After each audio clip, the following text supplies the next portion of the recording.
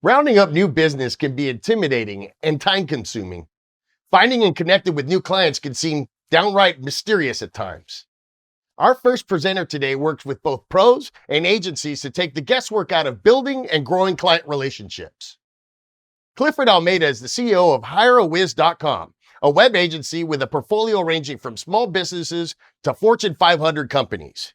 He's also the founder of MyWebAudit.com, a site that helps web pros grow their client relationships using customized website audits.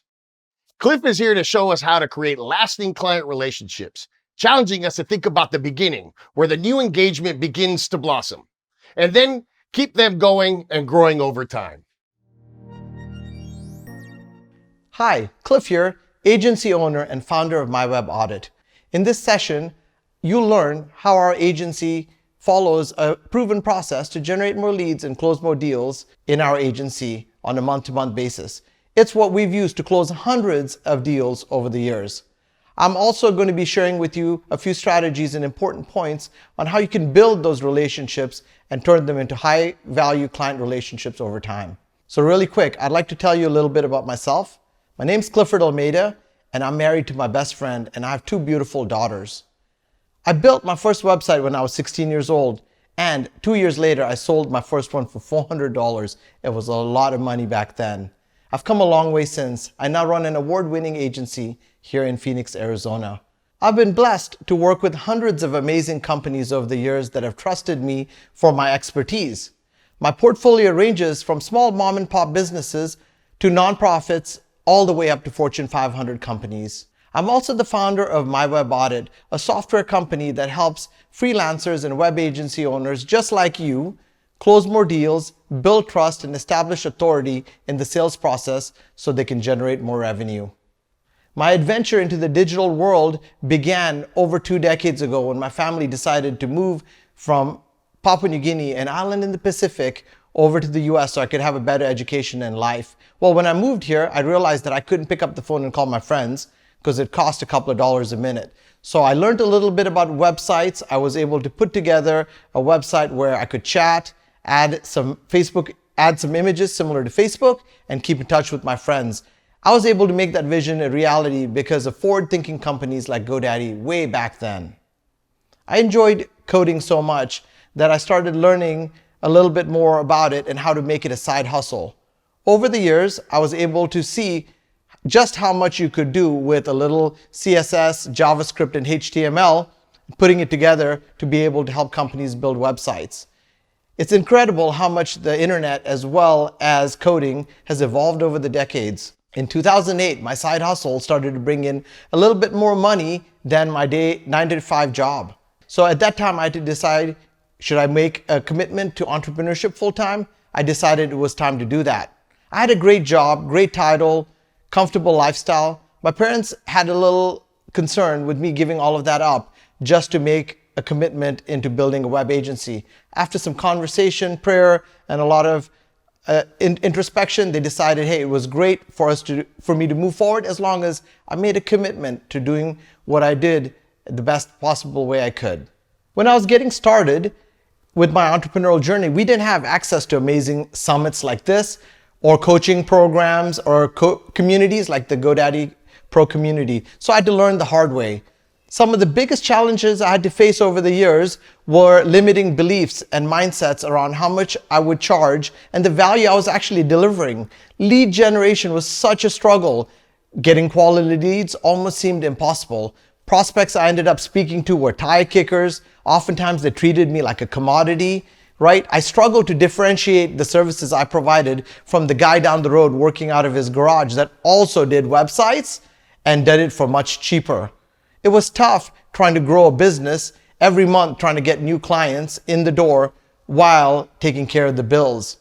Can any of you relate to any of those challenges? The good news is that over time I was able to resolve them. And with what I'm sharing here today, my hope is that by sharing what we learned along the way with our struggles with lead generation, sales, and adding value to our customers, you'll be able to level up your business and solve some of those as well. Any of you watching here that have a family and have been through a family photo shoot knows what it looks like when it goes wrong, kind of like that picture right there. right? Sometimes running your business feels like that. A lot of chaos, high emotions, disappointments, and even tears. Earlier on in my agency journey, I was able to grow my business through referrals, like most of you, I'm guessing. But I realized as I was looking to scale up that this wasn't a consistent way that I could grow my business. Why? Because ultimately I had to rely on my clients and my friends referring me out, and that didn't happen on a consistent basis month to month. Over time, I realized quickly that it was really important for me to be able to build a system in place that could help me generate leads consistently on a monthly basis. I struggled with this challenge for years, right? I tried Google ads. I went ahead and tried cold emailing, cold calls, knocking on doors, LinkedIn outreach, SEO, you name it. I've tried that tactic and strategy. Along the way, I had ignored conventional and valuable advice that had been given on what to do to get successful at lead generation. Well, I had to learn the hard way, spending a lot of time and money and trial and error to figure out that there wasn't an easy way. Sure, there were a few growth hacks that you could use along the way, but again, consistency was the problem. So I went back to the fundamentals, the information that I'd been given before, and I applied it, and it worked. Guess what? If you're struggling with lead generation, the chances are that you're probably dealing with one or more of these 4 fundamental problems. The first one is your ideal customer persona. Does your messaging connect with a specific customer persona? Or is your marketing targeted to anyone that is willing to pay you? Do you have a compelling offer that you can present to them, right? When you have a compelling offer, you understand what your ideal customer's pain points are, their desired outcomes, what are the expensive problems. Remember, we're selling more than just websites, right? We're looking to figure out what our ideal clients' outcomes, their desired outcomes are, what are the pain points, what are they looking to solve that's an expensive problem. When you can figure that out, they're happy to pay you for it. Don't make assumptions, all right? Here's an example. When I work with remodel companies, they're looking to use their website to generate leads. But when I work with commercial construction contractors, they're looking to use their website for human resources. They've understood the expensive problem they have with employee turnover, and so they're looking to hire the best and retain them. So their website is used primarily for that, right? They're not looking to get a multi-million-dollar build for a new building complex coming up through that. The next thing is social proof. Once you have that, you're able to solve many problems. Simply, social proof is using reviews and testimonials so that you can show your ideal customer that you've solved a similar pain point or desired outcome for another company just like them, right? Once you have them, you want to place them on your website and anywhere else your prospective companies would be looking. If you don't have them, then you want to try to get some measurable outcomes for companies you're working with, turn them into case studies and reviews. And after that, you're good to go. You only need a few to get started. And the fourth one is marketing. You ultimately need to figure out a way to position your business in front of your ideal customers. I'm not a big fan of one-to-one marketing, things like cold emails or cold calls. I'm a big fan of one-to-many marketing. Examples of that would be podcasts, webinars, guest blogging, right? Ultimately, that's worked much better than LinkedIn outreach and other one-to-one strategies. So here's an example of what you could follow through on effective lead generation. A strategy that could probably work really well once you know your ideal customer persona. All right, so let's just say your ideal customer persona was certified accountants. The first thing you want to do is to be able to generate a high value resource that could be a blog or a video, something where you understand how you're solving a problem for them, right? Things that are common issues with their websites or Google My Business profile, and then be able to share that with them. Well, how do you do that? Well, first and foremost, you need to figure out where they're hanging out, right? Who do they follow? What do they listen to? Who do they watch? Ultimately, what associations they're a part of. And then once you know that, you're able to reach out to these blogs, ask for a guest blog, see how you can jump onto the podcast, get on a webinar with the associations that are adding value to their community by educating them on how to use the website or improve their SEO. Since you have something of value for them to take into consideration, the chances are you'll get a lot more yeses than nos, all right? Because you're adding value to their communities. And an additional way of adding value is by offering, in essence, a website audit. That's what we do. with a strategy call for the people that are interested in learning more, so that we can offer something that in our case we quantify as a couple of $100 of value to them. Once you niche down, this is really easy because you're able to figure out a specific industry, where to connect with them, and then ultimately they're happy because you're adding value to them. And this is how you're able to attract clients that are ones you want to work with. Implement these fundamental things into your marketing strategy and your lead generation, and you will solve your lead gen problem. It doesn't matter whether you have dozens of leads coming into your pipeline every month or you desperately need some, right? Ultimately, you need to be able to close as many of those deals that are ideal for your business. And by doing that, it's really important for you to be able to build trust, establish your expertise, and deliver value. And that's how you do it. So if for whatever reason you're not able to generate enough value in the sales process, chances are you'll probably lose that lead to your competition. But here with the V4 framework that I'm about to share with you today, my hope is that you're able to figure out how to quickly identify how to build visibility to their problem, deliver value, figure out a vision of a better tomorrow, and then validate their problems. By doing this, you'll be able to close more higher value deals faster than ever before. The first V is going to stand for visibility. Most leads that are going to come to you are going to say things like, we need a better website or more traffic. But really what they're doing here is just presenting the problem, right? What you need to do is really identify what their pain point is. What is that expensive problem they're trying to solve, or what is the desired outcome that they really want? Ultimately, that gap, as you'll see in the image, between where they are today and where they want to be is what you want to identify. Once you can show them how they can solve and eliminate that gap, that's when you're able to close more deals. Consider asking them questions like, well, what is it that you're really looking to solve here today? Why is that important to your business? What has gotten in the way of you achieving this already in the past? What's that cost you in your business? What would it look like if we could get this solved in the next 2 to 3 months? What would that look like to your business? What would you like to accomplish on this call if you're doing a strategy call versus an in-person meeting, right? Asking them these type of questions will help you figure out what their true problems are, right? Not just why they need their website redesigned. And ultimately, it may lead to you understanding that they need to generate more leads because online is the way to go now, since there's a lot less in-store traffic, or that their salespeople just aren't able to close more deals because of the economic uncertainty. The second V stands for value.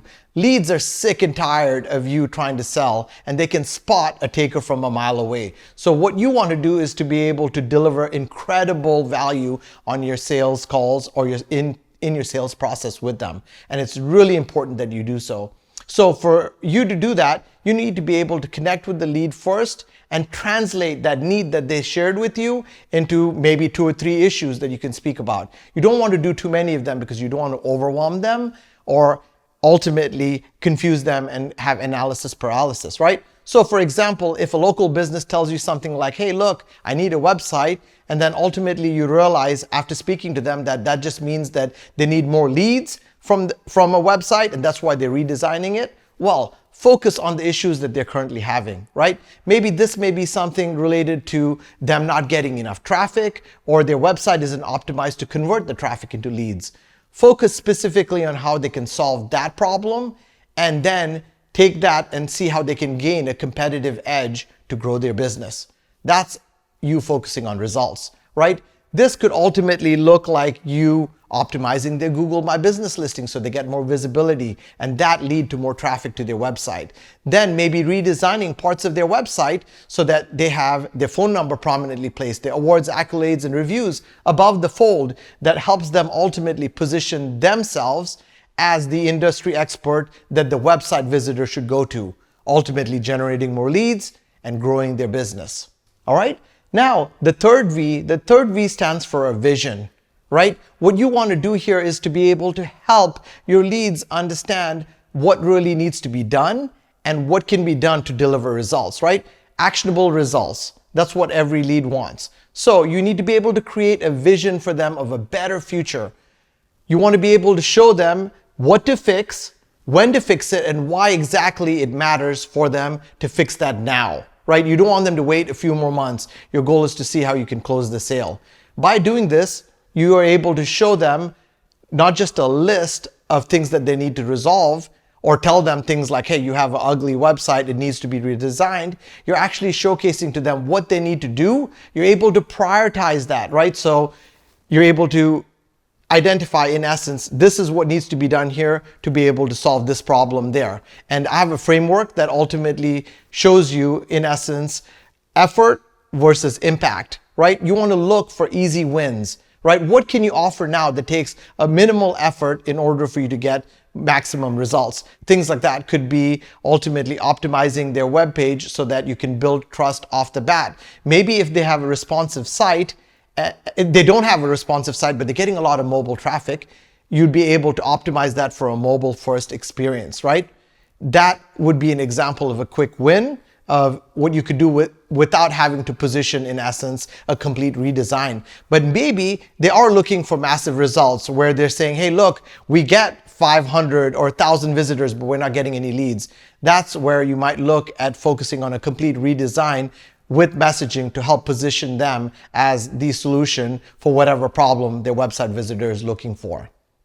And finally, the last V stands for validation. As we all know, not every sales call leads to a deal, right? So it's really important for you to make sure that you can help make sure that your lead feels heard and is not just being sold to. By doing that, they stop thinking of you as a slick salesman and more of a trusted partner.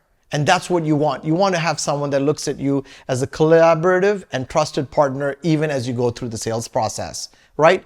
So for us, when we're looking to handle objections, the best way to do that is to make sure we come from a posture of caring and making sure that the lead that we're speaking to feels heard and that we're validating their objections, right? We do this first by clarifying, right? It's important to understand that we know what they're really speaking about when it comes to the objection and what's really behind it. After that, we're able to acknowledge it, right? We're able to acknowledge the objection by saying to them things like, hey, I hear you. I understand where you're coming from. And then we respond. Our response framework is the feel, felt, found framework, right? It's a technique I learned from my sales coach and we apply it. And here's kind of how it goes. Hey, John, I understand how you feel. Look, we've worked with other customers that have felt the same way about investing in their website. They know it's a commitment. Well, what they found after working with us and redesigning their website is that they were able to generate more leads from their website than ever before. And the website became an asset that helped them with their sales and marketing versus just a brochure website with information in there. Again, you want to make sure that you leverage the feel, felt, found methodology to make sure that they feel heard. And once you do that, you want to be able to explore that further, right? You want to explore and ensure that the objection is understood and that you've overcome that. So you may say something like, hey, John, so did what I share just address the concern that you had in regards to making that investment into a website redesign? Your goal is to make sure they feel heard and you answer all their questions with complete clarity. If you want to learn a little bit more about how you do this in 5 to 10 minutes, well, check out myweboudit.com. There's a lot of resources on there talking about exactly how to do this. And there's hundreds of web agency owners and freelancers just like you who use this on a daily basis to close more deals in their business. Well, now that you know how to generate leads and close more deals, I'm going to be speaking to you a little bit more about how you can take those leads that you have closed and nurture them to be able to increase their value over time and retention with your business.